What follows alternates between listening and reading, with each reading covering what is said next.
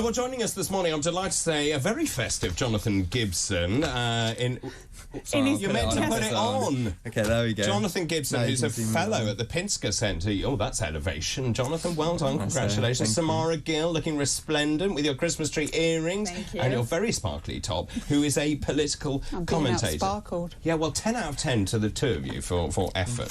Well done. Thank you very much indeed for coming in. Right, let's start with the front page of the Telegraph. We've been talking about this for a long time now. I've lost it now, but here we are. The Sunday Telegraph.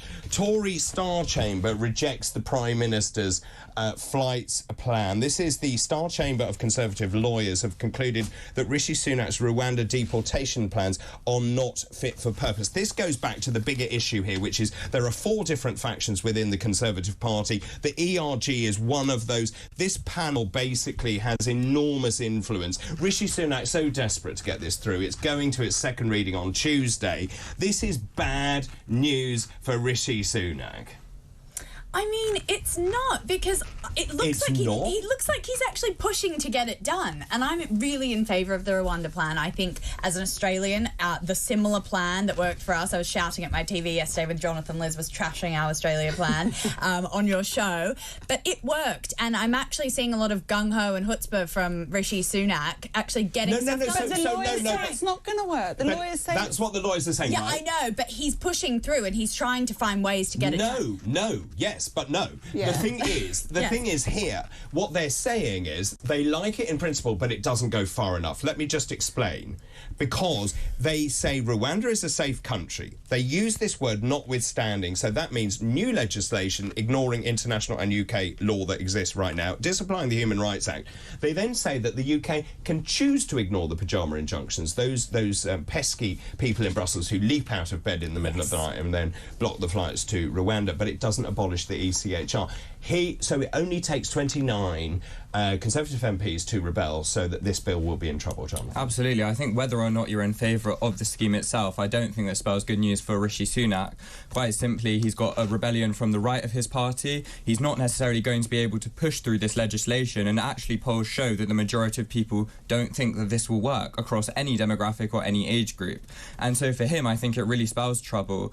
So I'm not sure that I would be convinced that he is in such a good situation where he's sitting. So the interesting thing for me is that Robert Jenrick resigned over this. Yeah. He said this won't work because individual people can bring legal cases which will be bogged down in court. Who else said that? Suella Braverman. So Rishi Sunak has had all these people warning him that this isn't going to work. I agree he's pushing ahead with it, but if the policy isn't right, shouldn't you actually adopt the policy rather than ramming through a rubbish policy? No, I get that, but I think a lot of these resignations are more political than focusing kind of on the facts of the situation. I think people are, Conservatives are realising that they might not win the next election and they're getting out early and picking their side. I don't think it's so much about that and about, being holier than thou and choosing the right path at the moment. When do you see the first flight to Rwanda going? I hope soon. But yeah, I do understand all the different technicalities and red tape that's getting in the way. So the thing I was going to say is that, and I said this yesterday, if you stand in the middle of the road, you're likely to get run over. And that's what he's done here, because he's trying to appease 4 different groups, isn't he? So you've got the One Nation, the ERG, the New Conservatives, and so on. So he's dancing this middle ground, and by doing so, he pretty much alienates everyone.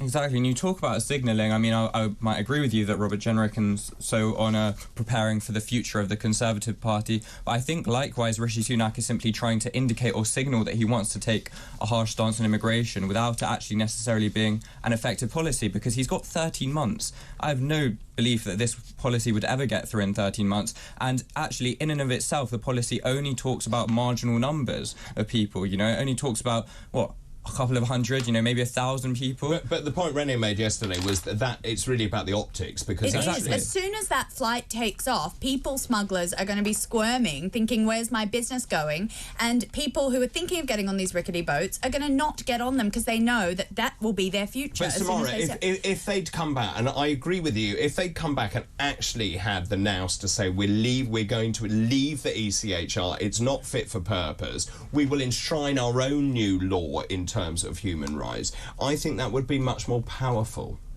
Yeah, I do agree with you to some sense, but I just think that the actual framework of this plan is good. It's just getting past all the different legalities. It's not going to.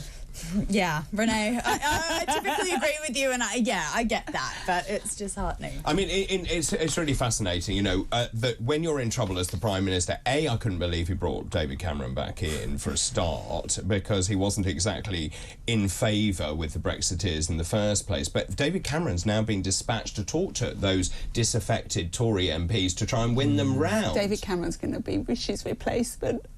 The more we talk about it, the more it comes really interesting. to me. So, well, let's move on to that then. No, full circle moment. What I think is really interesting is that you had Suella Braverman, who in a sense was an attempt to reach out to those on the right of the Conservative Party, but as a result of that, you've now got more One Nation Conservatives who are feeling disaffected. So David Cameron is a very interesting strategy in order to appease and approach those sorts of MPs. So he's trying to basically tackle both sides of the party using different individuals, but it doesn't really seem to necessarily be working for either. But also, I think he's been caught out, because one of the other things that Rishi Sunak said was, the reason we didn't disapply the ECHR is because Rwanda had a big issue with that, because Rwanda doesn't want us to flout international human rights laws. Now, that transpires, that was a porky pie, and he may well be using that. He basically said to Jenrick, well, it's because of Rwanda. Now, that I don't believe to be the case, and Rwanda probably didn't say that. And the bit that I find extraordinary is that, and can you believe this, that the Conservative Party now believes that Rishi Sunak is doomed. The big Tory donors have come on board, and they're saying, we need to bring someone else in. I mean, I'm not particularly surprised, particularly after the last few years, I think it's been. How long was it since the leadership election? That whole skedaddle really didn't. Well, it ended up not being an election, didn't exactly, it? but that really, it put the Tory party in a very sticky situation, and it made it very difficult to unite behind a singular leader. You know, going backwards and forwards and flip-flopping between leaders and between ideas made it very challenging to really steady the ship and unite the boat in the way that we've seen, I think, Labour do far more effectively recently, when they previously were themselves very much dismembered in different groups. So let me go then. If we follow this through, what happens? Let's say you get the second reading through, and then they will start playing ping pong between the House of Commons and the House of Lords. The Lords, there's no way they would accept this. Yeah, no, I do agree with you. I mean, in practicality, it's looking like that's going to happen. But I just think that the Tory party has tried as much as they can, and now I guess we're reaching a roadblock with this whole thing. Right. And so they're going to have to pivot. And I don't agree with the leadership change at all. I think it's the last thing the country needs at the moment. How is anything even getting done right now? Rishi is the one who can take this to where it needs to go.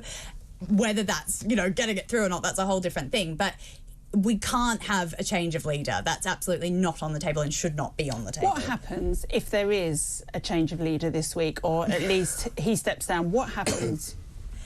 I mean, Britain's already so destabilised with everything going on. That will literally be the straw that breaks the camel's back at this point. So general election, or they put someone in? They'll pop someone in. They'll put someone who... Gosh, I don't know. I'm kind of with you on Cameron, but that would just be ridiculously insane. We've all circled back around to Cameron. Why have you focused on Cameron? Because I guess he's what people, in hindsight, it's always 2020. People can't really understand what happened there. There's a big disconnect here, because the whole point of Brexit was taking back control of our borders. I know, yes, but yes. Bringing him back was the impossible. They've done the impossible. Yeah. So do the other impossible, bring back Boris.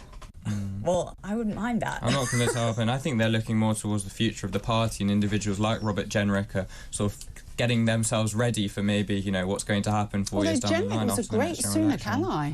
He was, but he's clearly not anymore. Well, he clearly doesn't believe in this plan. No, he doesn't, and that's why I think he's also positioning himself, in a sense I agree with you in some ways about the signalling and positioning yourself for the future of the party, because he knows he has to have a long-term political strategy, otherwise he's dead in the water. And to be fair to him, he actually said, I can't vote for this with a clear conscience, and he didn't just talk about Rwanda, he actually said the legal migration issues, which he warned the Prime Minister about. And as I keep saying, when you look at 44,000 versus 745,000, 750,000, those numbers are staggering.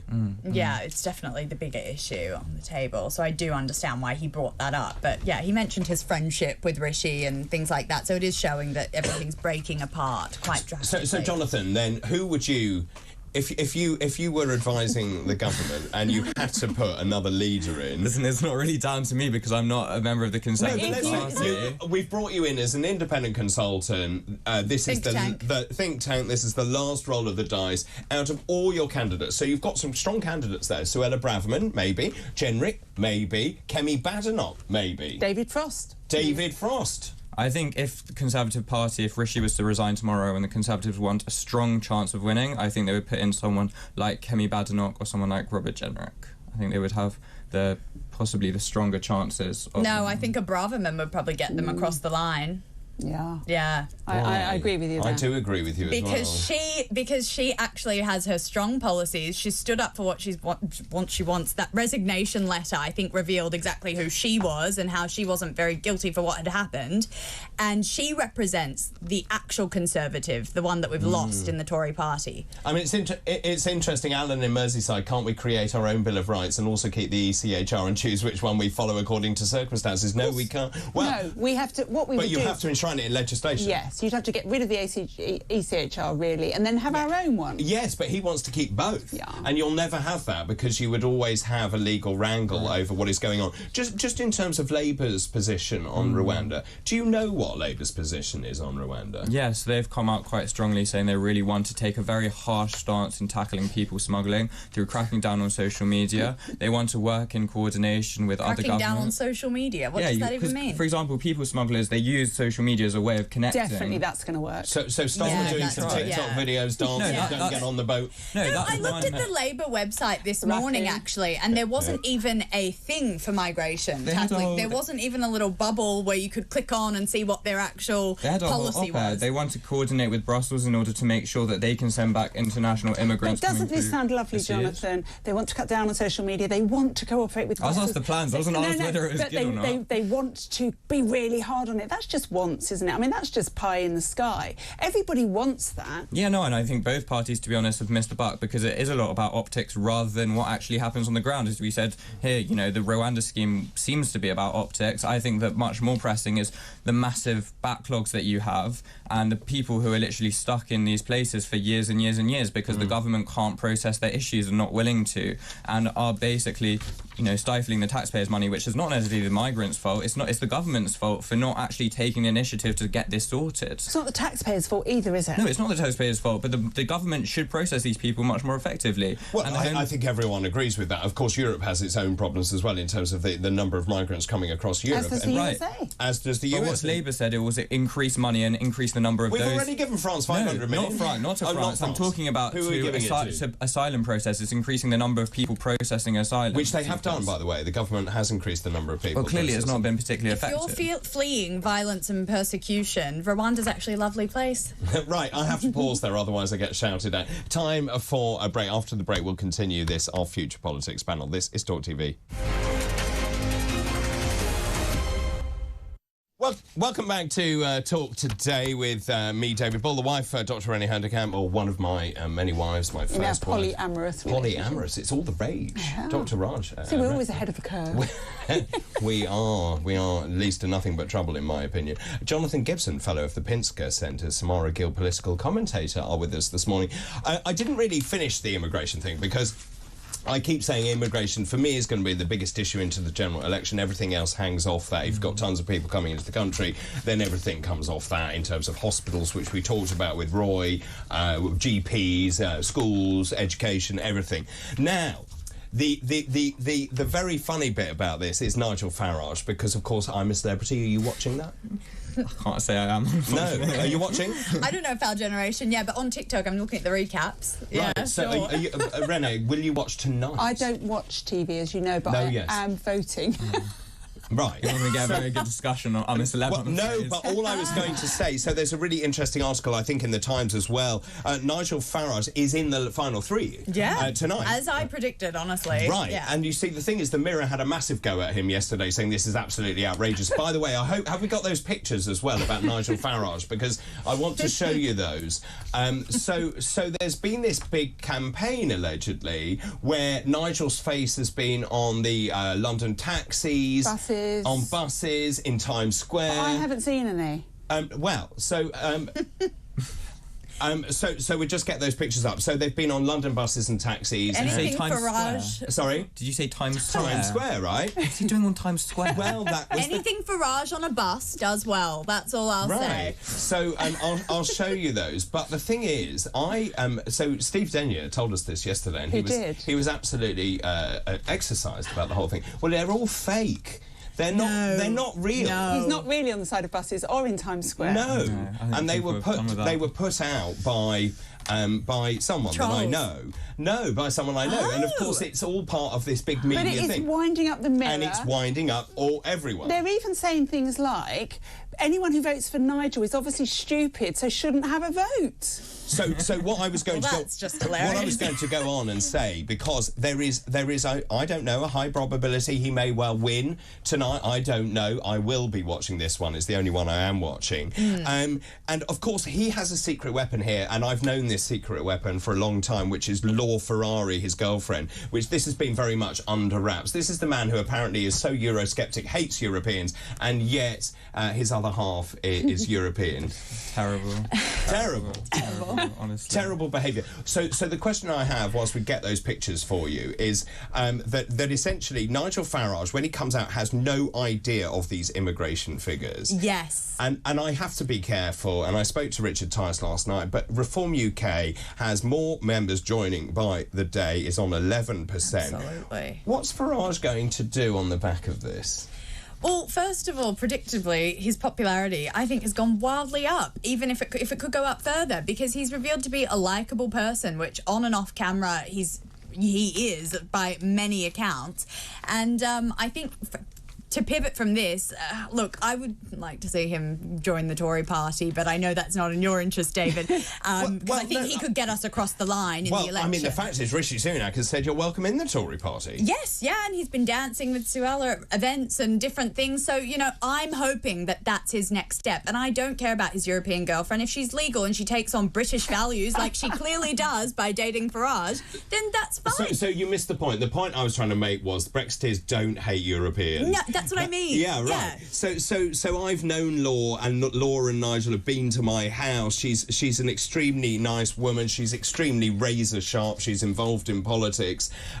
Nigel Farage, do you think he's the way the public perceive him is changing or has changed? Look, I'm not sure how much of a transformation I'm a Celebrity will really have for his public image. Clearly, he was fairly popular before. I mean, he won a lot of votes in the 2016 election. I have no doubt about that. Maybe for some people watching him, has changed their perceptions of him. It certainly more brought him back into the limelight in some senses. I'm not convinced, though, that he's suddenly gone from being, some extreme person or some...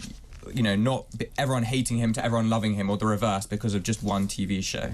It'll be interesting to see what happens tomorrow. Yeah, no, I think his extreme is... I think people see him as a very extreme character, but when you actually listen to him and hear what he's saying, you can actually identify, and I think Brits at the moment identify with what a lot of the things he's saying and with his new audience. And that actually draws a very important point, that what we try and do with people who are saying things that doesn't fit with the current establishment is we shut them down so nobody can hear them, because they're convinced that actually what they're saying is really far right or extreme. But actually Nigel has demonstrated that people need to be able to speak, and he's not so far right and extreme. I mean, look, he's got a platform to speak. He's on the news frequently. He's got lots and lots of followers on social media. I think that maybe he has positioned himself quite effectively to not be so close to people on the far right, the sort of Tommy Robinson kind of figures. He's managed to stay more moderate in the way he's viewed. So I'm not necessarily sure that, whilst there are, some people who do view him as very extreme, I don't think that can be seen as a fair analysis based on the support I would agree, and I think that's what people are from the country. But I don't think that's necessarily been a massive change, because previously, how could people have seen him so extreme? He's a very polarising individual. Of course polarising. I'm delighted to say I can show you those photos now. So here they are. These were published in multiple publications. There's Times Square, Nigel in Times Square, vote Nigel. We've also got the double-decker bus, vote Nigel. As it crosses, I think, Westminster Bridge, a taxi, vote Nigel. It's all fake. And that also, for me, proves another point. Increasingly with digital media, you need to be incredibly careful where your source is. And actually, that brings me nicely to what I wanted to talk about, which is a very serious issue indeed, which is the latest in Israel and Gaza, and what we are being fed. And I know it's a very difficult situation indeed. And the UN today has said half of Gaza's population is starving. Fighting there continues. Israel continuing to say it needs to continue its airstrikes. I mean, Jonathan, obviously, it's a very difficult and emotive situation to bring up. In Khan Yunis, the team in the hospital say they've lost control over the numbers of dead and wounded arriving at the facility. And obviously, I understand it from both sides, actually. There are innocent people caught in this. Equally, Israel was attacked. Mm-hmm. Yeah, I mean, what I worry about very much is the fact that there needs to be a clear long-term strategy for what Israel is doing.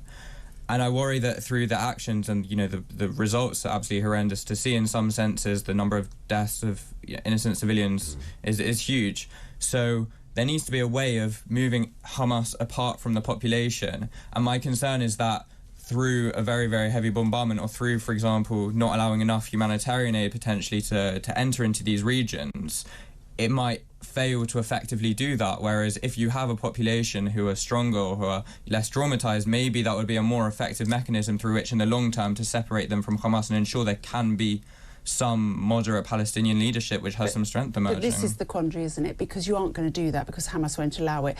Israel have actually said this morning that there is aid in northern Gaza that they have allowed in, that Hamas are not allowing to get to the people in the south who need it. You know, you're never going to separate. But you have got nearly 2 million people now on the move to south. They've changed where they need to go. There's been more leaflet dropping. Well, because Hamas have moved with them. I understand. But isn't Jonathan's point right, that actually what we need to do is to separate those civilians somehow so that they are... Egypt could open its border, couldn't it? It could.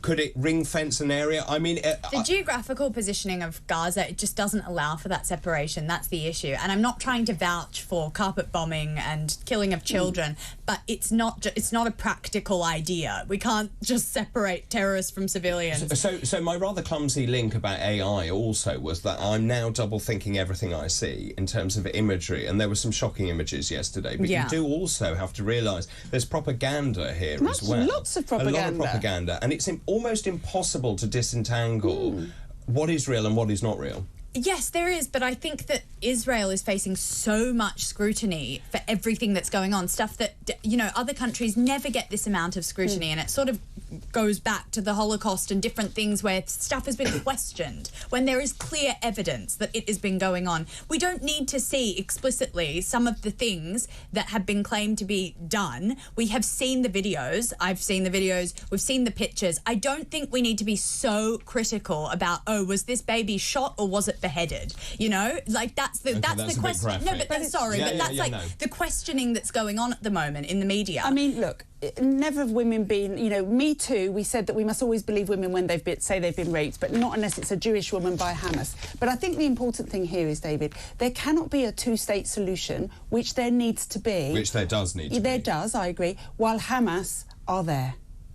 There cannot be. I agree, but I think there also needs to be responsible leadership on both sides. And I think, unfortunately, with, you know, in Israel, the religious Zionist movement, I'm very, very much concerned that they have no interest whatsoever in wanting a two-state solution. I think, you know, peace and solutions are possible when leadership is correct. People who say it can never happen and there's too much history, I think it's simply wrong because it depends on... No, I'm not talking about you. I'm talking about people generally. I think it's great to hear you say that. I think that's right. You need people on both sides who are willing and want to have peace, and that's what I worry about, that people on neither side... Can I just ask you very quickly, if I may, should we have abstained at that UN vote, the UK?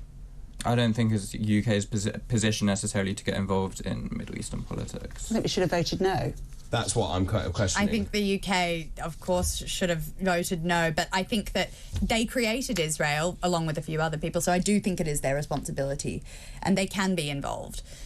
I agree, but they have to have sensitivity to and really understand the nuances of the conflict, rather than what inevitably happens when foreign powers get involved in conflicts, is that in some senses their own interests come through, you know, and you see this with every country that's got involved or has a deal. It's not necessarily on the back of human rights. Wherever we talk about this, every single country that's got involved is on the back of what they want and their particular interests align, whether that's Saudi, whether that's the US, whether that's, you know, Morocco, whoever it is, Bahrain, Iran, you know, they all are self-interested, unfortunately, at the end of the day. Can I finish on a light note? Because there is this rather lovely story about a Tyrannosaurus has been dug up. It had it revealed its last meal, actually. It had eaten 2 baby dinosaurs, and it got me thinking, if you had a last meal, what would it be, Samara? Ooh, I'm a vegetarian, so I lead a very horrible life. So you'd have a cauliflower? Yeah, probably just a roast cauliflower with some... Sushi. Oh, A nice sushi meal. Yeah, I like that. Jonathan? It's going to take me a long time. This is the hardest question you've asked. Really? Come on, give us an idea. There's so many. It's really hard because it depends what mood I'm in. But I like a salt beef sandwich. Yes, Really good. yeah. That's interesting. I think it would have to be something really fatty, like a big... You'd have a Greggs sausage roll, wouldn't you? Carbo load. A carbo load, a Greggs sausage roll. No, I think I'd have a big fat roast dinner. Copious amounts of wine. Yeah. Thank you very much indeed to both of you. Jonathan Gibson, Samara Gill, that was today's Future Politics panel.